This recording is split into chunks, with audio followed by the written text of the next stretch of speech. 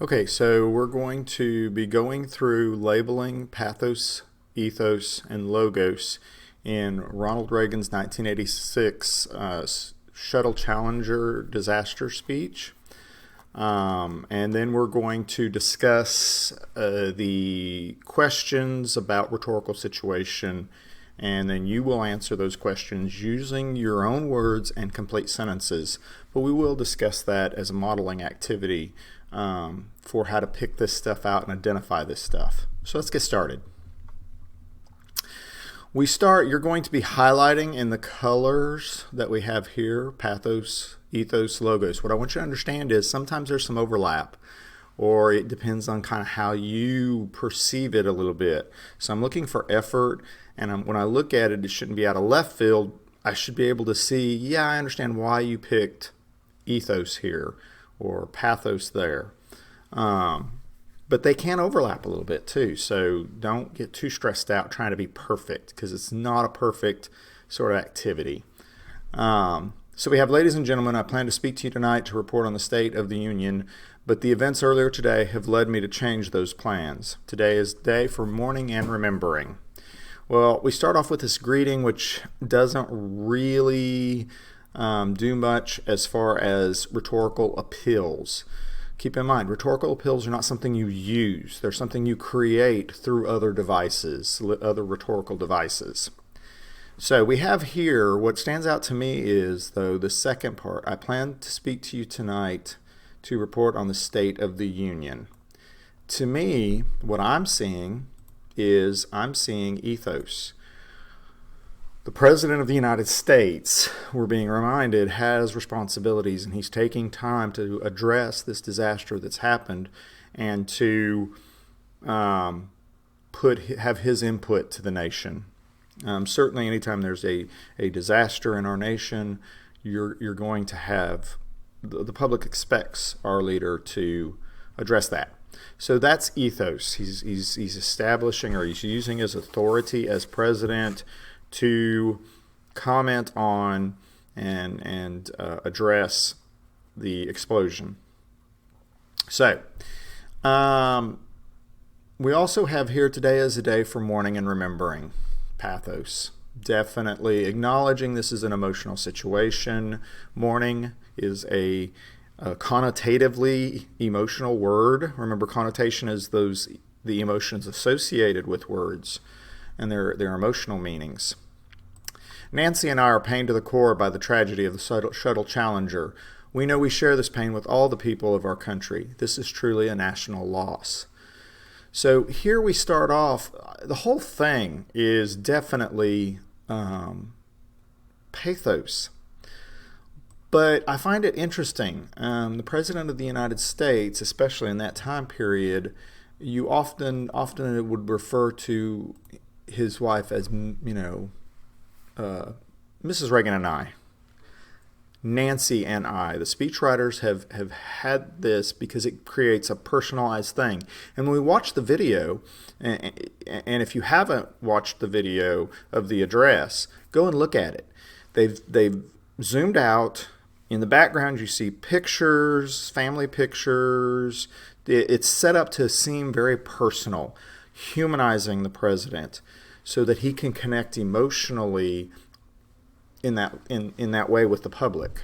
So Nancy and I are pained to the core. That's a strong phrase there, by the tragedy of the Shuttle Challenger. Tragedy is an emotional word, but I mean there's not a lot of other words you can choose that are more neutral. We share this pain with all the people of our country. So you have pathos, acknowledging that we're all saddened and suffering, also creating a unified thing. We're not all alone in our feelings, and creating a sense of unity. This is truly a national loss. Definitely pathos.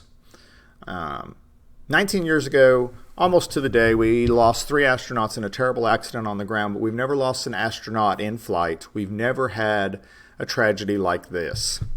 So all of that is information. There are a few emotional words, but that's not the real appeal going on there. We are being given information. And so that is going to be logos. There we go. So that's going to be logos. And we're being given some background information. Then it moves on and it says, and perhaps we've forgotten the courage it took for the crew of the shuttle, but they, the Challenger 7, were aware of the dangers, but overcame them and did their jobs brilliantly. So we give information. We have a suggestion here that maybe we've forgotten what courage it takes. This was the 25th launch of the shuttle. We had been launching people into space since the 1960s for over 20 years, 25 years at that point. And so for many of the American public, and I was 13 at the time in 6th grade, it was old hat. It was a miracle of modern technology, but people really didn't view it as dangerous as it probably really was. So we have, though, some emotional words. Now, if you're highlighting for me, you could highlight more when you're doing this, more phrases than that. I'm going to focus on more pathos words rather than just large swatches of pathos. So we have courage. Courage is a positive emotion. We're starting to create a narrative around these astronauts as heroes. They were aware of the dangers, but they overcame. So there's that sense of overcoming danger, that starting to build a sense of, even though this is horrible, there's a sense of hope. There's a sense of this needs to continue on. They did their jobs brilliantly. That's going back to that emotional. We should be proud of these people and the risk they've taken. We mourn the 7 heroes. Again, mourn the 7 heroes. We have a lot going on there. We have the sad word, mourn, that emotional word, appealing to pathos. Heroes is an emotional word. It's a positive emotional word. We're creating a narrative that these are heroes. These are people that are what our society would view as heroes. And then it names these people. That's emotional. Because when you say 7 astronauts, that's 7 people, but it's less human. It's less personal. When you say their names one at a time, that makes it more emotional. And of course, once again, we mourn their loss as a nation together. That sense of unity, that pathos, we're not alone. Each of us is not alone in our emotions. For the family of the 7, we cannot bear, as you do, the full impact of this tragedy, but we feel the loss and we're thinking about you very much. Your loved ones were daring and brave, and they had that special grace and that special spirit that says, give me a challenge and I'll meet it with joy. They had a hunger to explore the universe and discover its truths. They wished to serve, and they did. They served all of us. Lots of appeal to pathos here. We are addressing a particular subset of our overall audience, and we'll discuss that when we get down to the questions. There's an acknowledgement that the families are suffering greater loss than the average American public. And I think that's brilliant in this speech because it was being very, very widely watched. Even though it was the 25th mission, most people thought launches were kind of old hat. I remember, because it was the first teacher in space, and this was really a pushed thing, and students were going to be able to see experiments done on the shuttle, science experiments aimed at kids in their classrooms doing lessons on that, about gravity and various other things. It really was hyped up. There had been a whole national contest to pick the first teacher in space, and I think tens of thousands of teachers applied. And Christa McAuliffe was selected from all of them. So there's the acknowledgement here. the family's going to feel worse. They're going to feel more. And they were there. They watched the launch. They were in the stands near the launch site watching it. And so they witnessed it happening. So there's that acknowledgement, that understanding, that pathos that we're not saying that we feel as much as you do. And I think that's important too. But we feel the loss, and we're thinking of you so very much. We're not just thinking of you, we're thinking of you so very much. Strong appeal to pathos. Your loved ones were daring and brave. Now, I almost could do an activity where you look at the different types of emotion, because we have sadness and suffering, that appeal to pathos focusing on sadness and suffering. But here we're also setting up another set of emotions, pride. They were daring and brave. They had a special grace, not just grace, but a special grace, building the memory of these people up for their families. Special spirit that says, give me a challenge and I will meet it with joy.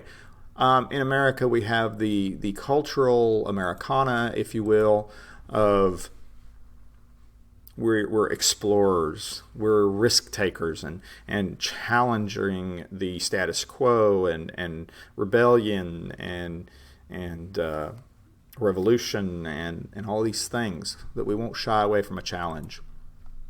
So he's using that there to build up these people that have passed. They had a hunger to explore. Very strong pathos there. The universe, and discover its truths. Discover. These are all positive terms. So in the midst, even though this is a sad moment, he and his speechwriters are creating a narrative, giving the death of these people meaning, because that's what people are looking for in a disaster. And a good speech is going to do that. When you're from a leader, the public wants to hear from them about why, and the meaning that the death of these people had meaning. That these people had meaning. That they didn't die in vain. They wished to serve, and they served us all. Again, that sense of selflessness. These were heroes, but in the American tradition of we don't like our heroes to be arrogant or built up too much, they were also serving our nation. So again, we're building this narrative that these people were the best of what America has to offer, and playing with the emotions that we've all been trained to feel about our nation. We've grown used to the wonders in this century. It's hard to dazzle us. But for 25 years, the United States program has been doing just that. You got a little bit of logos here. We're being reminded the space program, NASA was formed after Sputnik was launched by the Russians, specifically in a race in space as part of the Cold War.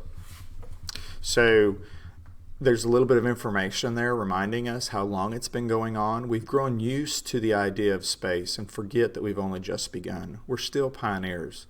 The members of the Challenger crew, were pioneers. If you think about the 20th century, which this was 1986, it was one of the most amazing centuries in human history. 1900, most people had outhouses. They were living rurally. They didn't have electricity. There were some large cities where the wealthier portions were starting to get electricity or had electricity, but it was very limited, and you had to be pretty wealthy.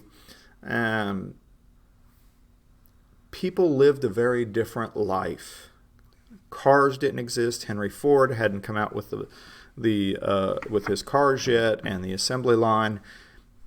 People walked, people rode horses, people rode bicycles, roads weren't paved. You go from living much like people had lived for the last couple hundred years to, by the 1950s, 60s, we were going to space. Flight was invented, and all the technology and computers and electricity became a standard, and indoor plumbing and hot water, all these things most people didn't have in 1900. So some people who lived in that time got to witness that amazing explosion, and we're being reminded of that in this speech. And I think in the 22nd century, particularly those of us who were a little younger or weren't around yet, we can't appreciate how much change the 20th century had. He's pointing out we got used to these great, amazing miracles happening, but we've really not been doing it very long, so we're going to make mistakes. A little bit of reasoning of why things might happen. But then we go back to pathos. We're still pioneers. That's invoking American history, the Old West, manifest destiny, and the nation sprawling out, reaching for the West Coast and exploring new places. We're tapping into that Americana, to that American cultural idea that we were all raised with. And I want to say something to the school children of America who were watching the live coverage of the shuttle's takeoff. So again, we're shifting audience a little bit. It's part of the larger audience of Americans at the time, but we're focusing the audience a bit. This was a widely watched thing in school. It was during the day, but a lot of schools had tuned in. Krista McAuliffe, was a high school social studies teacher, and so her students were watching. Her family was there watching, but her students were watching live television coverage, and they witnessed this. And there were even some schools that had little kids, elementary schools had little kids watching. Not all schools, but many. So there were many school children, some of them very young, that saw this happen. And then you're faced with, how do you explain this to little kids that don't yet realize bad things sometimes happen to good people? And how do you address that? And you've got parents of young kids struggling with, how do I address with my kid what they're seeing or what they saw, or that this person they'd seen on TV a whole lot, this teacher that was so bright and such a great personality, which she did have, and so welcoming, is gone. And it feels like somebody you know.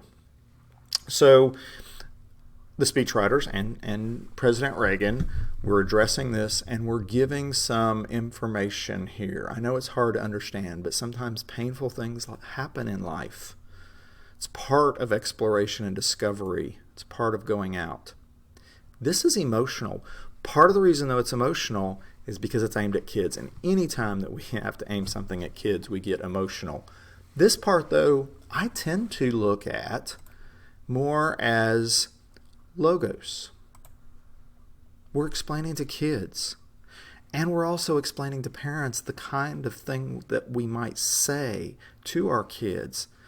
I was 13, I was young. I was old enough, though, to know that bad things happen to good people. But younger kids, that might be different. And my own child, during 9/11, he was very young, and we had to have that conversation about why people might want to harm innocent people, and why people might want to hate America or Americans and attack.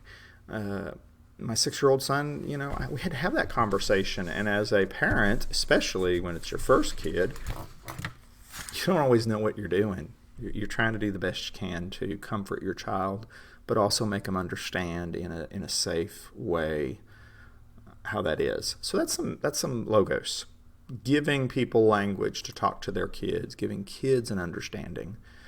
But then we morph into chance. It's part of taking a chance. expanding man's horizons. I almost think it's all part of taking a chance. Logos. We all know that great things are done by taking chances. Expanding man's horizons, you're almost verging, though, into pathos. Pathos. You're using that positive language. The future doesn't belong to the faint-hearted. Okay, we're hurting, we're suffering. Does that mean we give up? No, not in the American sort of culture or view of ourselves, at least, of not being faint-hearted. Bravery, again, another sort of pathos appealing term to bravery. Pride in nation, pride in what we've done and what we're doing, pulling us into the future. That moving forward. All that is pathos to me.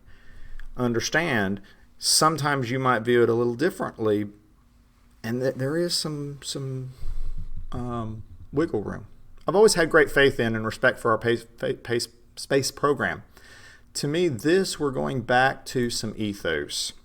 The president has faith in the program, so we should too. Definite ethos. And he's saying what's happened is not going to diminish. He's establishing ethos here, his ethics, his authority and trustworthiness as the leader of our nation, because he's now telling us something else. We don't hide our space program. We don't keep secrets and cover things up. We do it all up front and in public. Why is he saying this? There's an implicit, implied promise that whatever caused this to happen, whatever failed, won't be covered up. People will get answers. The public will know.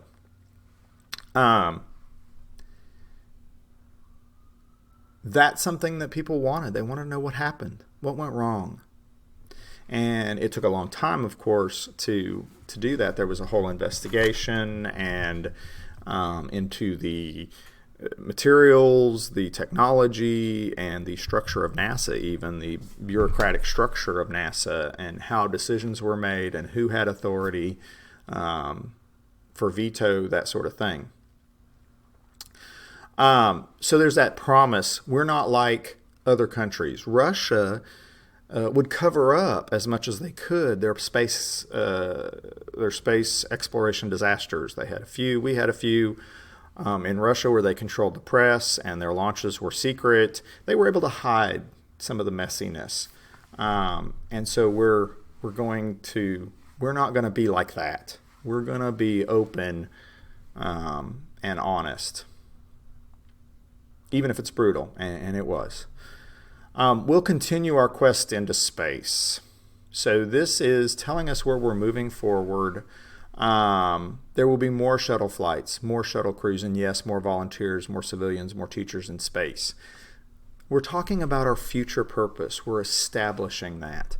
And I can see a couple of things here. I think there's a lot of inspiration being attempted here to inspire people.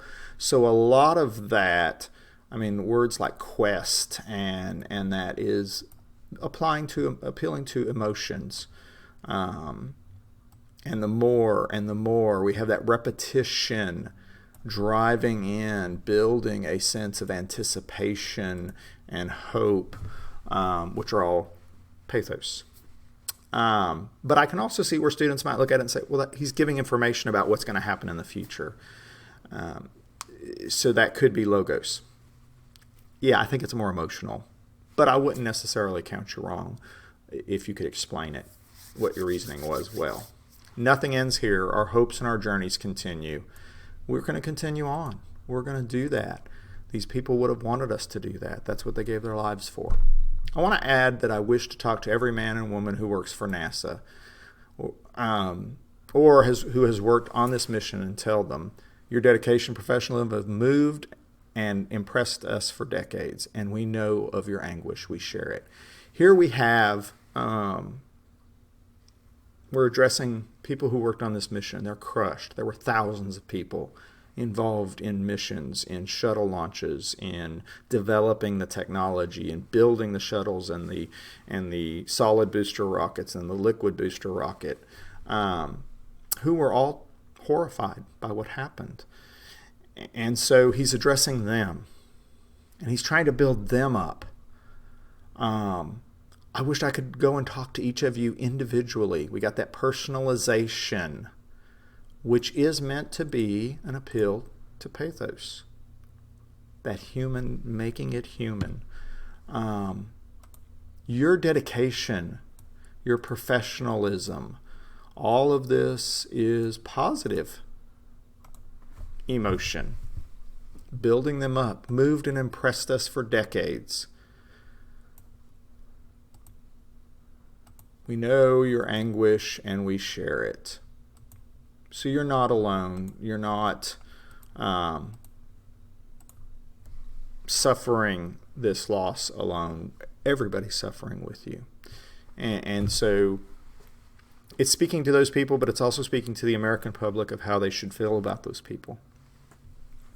There's a coincidence today. On this day, 390 years ago, the great explorer Sir Francis Drake died aboard ship off the coast of Panama. In his lifetime, the great frontiers were the oceans, and the historian later said he lived by the sea, died on it, and was buried in it.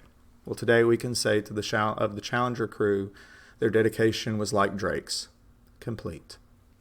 So here we start off with information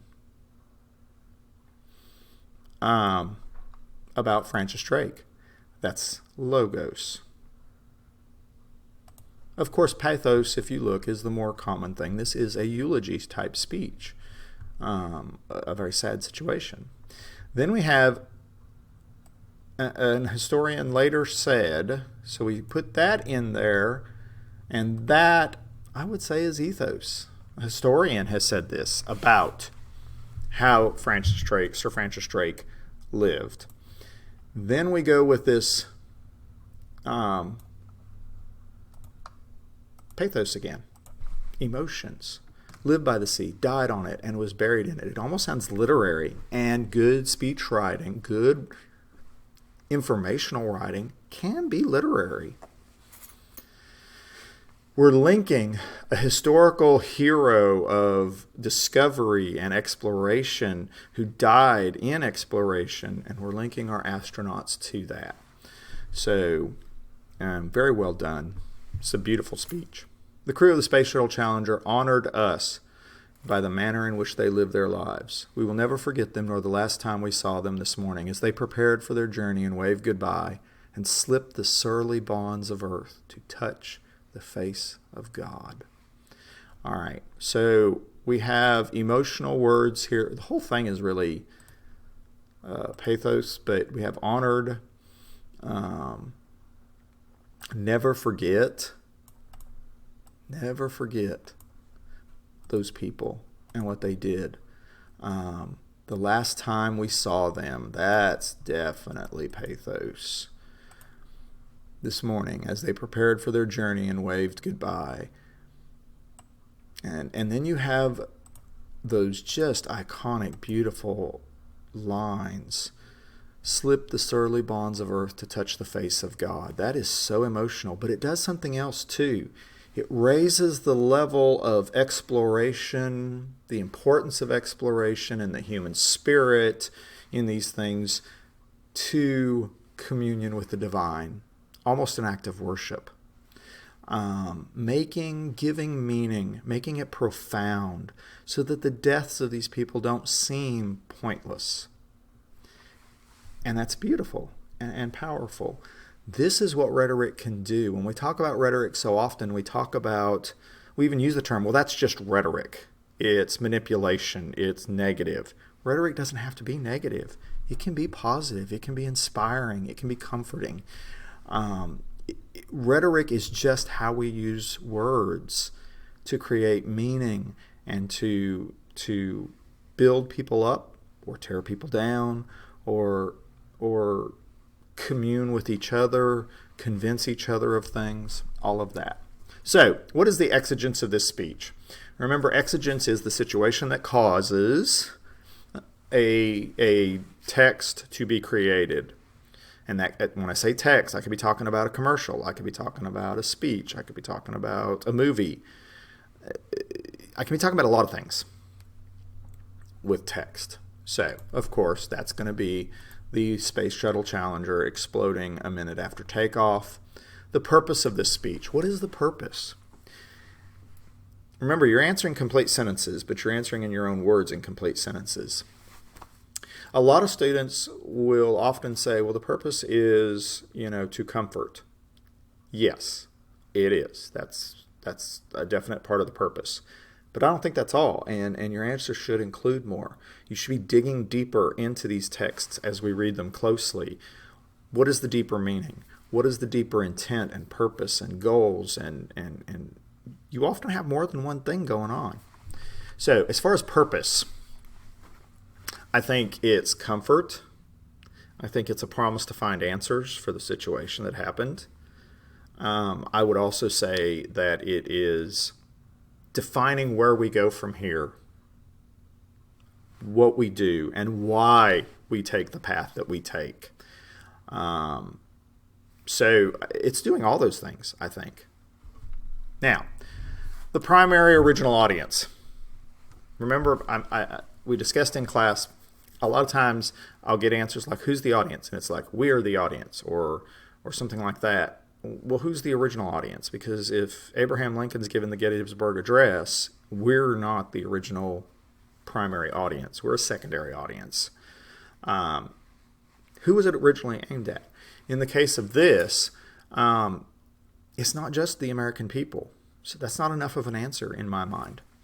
If you look back, American people is the overall thing. The world. I mean, the whole world responded to this and felt affected by this. But you have definite subgroups that he directs different parts of the speech to. So it's the American people. That's part of it. But we have a section for the families of the astronauts. We have a section for school children who saw it and don't understand, or who saw it afterwards, even if they weren't watching live. Believe me, they played it over and over and over again.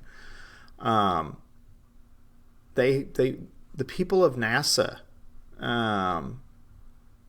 talking to them as a subgroup of the American people. So when you're answering this, who's the primary original audience?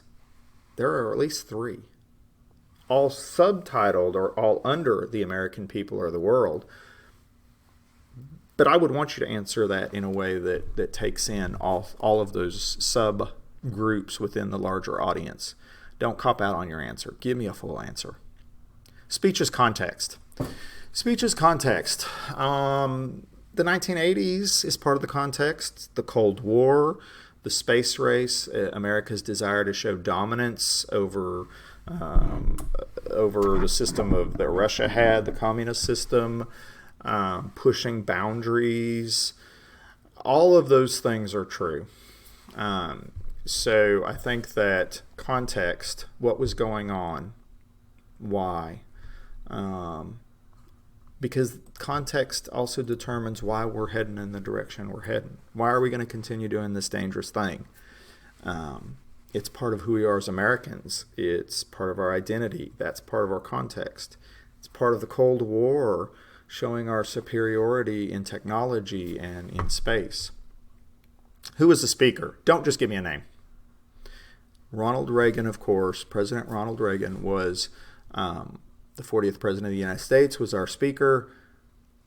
But he's the president. In a disaster, we want to hear from our president. In a national disaster, we want to hear from that. So he carries the weight of responding, comforting, giving direction, all of those things. The message. Expressing sadness. Expressing what this means.